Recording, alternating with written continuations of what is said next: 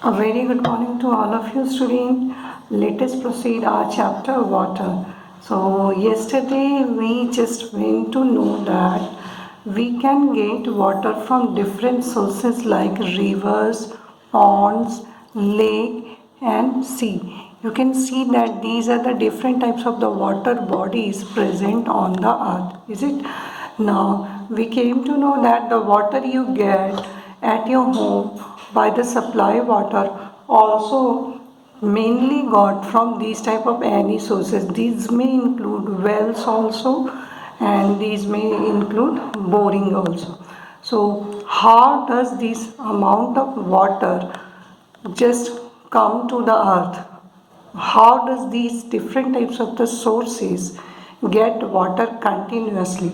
Because we had seen that these different sources, these different water bodies never get totally disappeared from the level of the surface of the earth. So simply student, we will try to find water cycle and how water just circulate from the earth to atmosphere and then again to earth, then again to atmosphere. So this circulation is actually known as water cycle.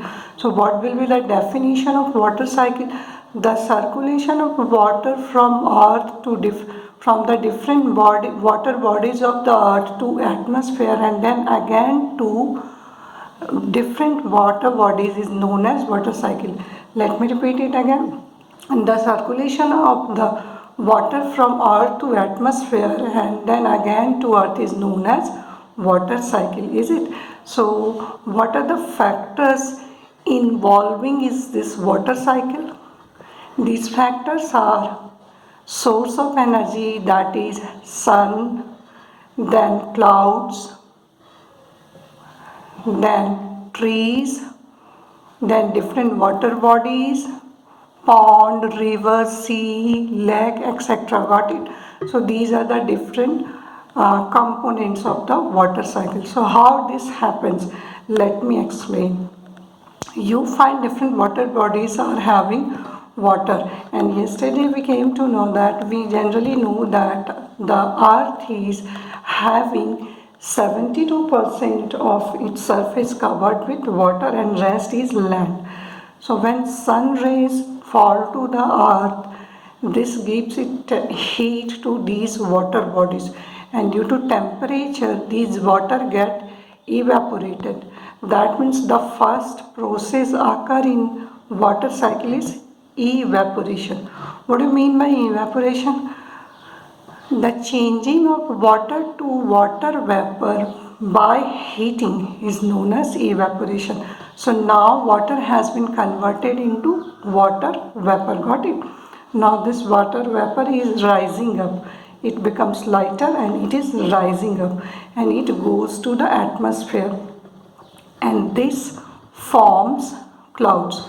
Different water bodies, these all water bodies, pond, river, lake, sea, these and other also. We are having other water bodies also. These all water bodies just get evaporated. Is it? Now this is forming cloud. Is it? So different. These are clouds. Now students, trees also give water. How? Actually plants, any variety of tree, that is plants do transpiration. Then you will ask me, what is transpiration? Transpiration is the process of losing water from the surface, especially from the leaves of the tree. Is it? And this is done during photosynthesis also. Just as human beings sweat, जैसे लोगों को, इंसानों को पसीना आता है बच्चों, और हमारी बॉडी से पानी निकलता है, this is the same process. For example, when you will take a leaf and you will cover this leaf in a polythene bag, you will see some water droplets on the surface of the polythene bag, and we have already performed this activity. So this process of losing water from the surface is known as transpiration. This is done by plants. Yeah. So plants also do transpiration, and these also give water to where? These also give water to atmosphere. Yes. Now these all amount of water get collected in the form of clouds hanging in the air. Yes. Now, and on the upper portion of the atmosphere, temperature is low, and due to this low temperature, now this water get condensed. So what the next process? Firstly was evaporation, then transpiration. So what is the next process? Next process is condensation. What do you mean by condensation? Condensation is the conversion of water vapor into water again by cooling. When these water vapor get cooled, which are in the form of clouds, get cooled, then it again convert into, you can see these are the tiny droplets of the water. These are tiny droplets of the water. So now this vapor converted into tiny droplets of water, and this has become heavier than earlier. It is now heavy. That's why due to heavy weight it start to fall on the ground. And when water returns back on the ground, this process is known as precipitation. That means when rain occurs, this fall on the ground in the form of rain. You see, this water, that is these tiny droplets, now fall on the ground in the form of rain, and this process is precipitation. So what do you mean by precipitation? Let us see the definition of precipitation. The process of coming water on the sun. So extremely sorry, now see, I'm repeating the definition. The process of returning of water to the earth again is known as precipitation, and it may be in the form of rain also, and there are some other processes also. So see, the process of returning water to the earth is known as precipitation. Got it? And now you see water is returned to the earth. Which water? That particular water which has already has gone from the surface of earth. Which water has already evaporated from the surface of the earth, again returned to the earth. It has gone to the atmosphere, and then again it has returned to the earth. So this is a circulation. This is a continuous circulation which goes always.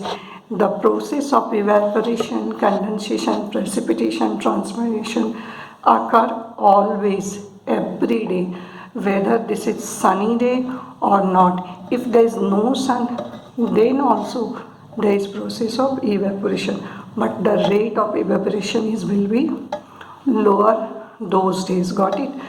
जब आपकी सूरज नहीं होता है, बादल रहता है, या रात भी है, जब आपका सनसेट हो गया, तब भी आपका ये इवेपोरेशन होता है, पर आपका इवेपोरेशन का रेट क्या है, उसमें कम रहता है.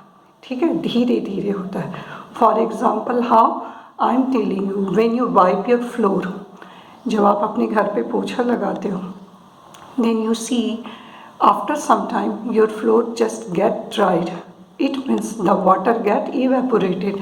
So it means that evaporation occur inside the home also where is no sun, is it? So this process of evaporation is continuous process. This process of water cycle is a continuous process. This is how the need of water is fulfilled on the surface of the earth for different uses, for the use of human being, for the use of different types of the animals, and for the use of tree also, plants also. Why? Because we already know that plants also need water, is it? So this is completion of water cycle. But student, do you know that the cloth which you sprayed outside at your home is also doing evaporation? How your clothes just get dried? आप जो कपड़े बाहर सुखाते हो कैसे अचानक से सूख जाता है, उसमें भी हमारा evaporation होता है. So we are also participating in this process. How about that we will study in our next class. For today, this is enough. You draw this diagram and write a short note on the process of water cycle. That's all for today. Thank you. Have a nice day.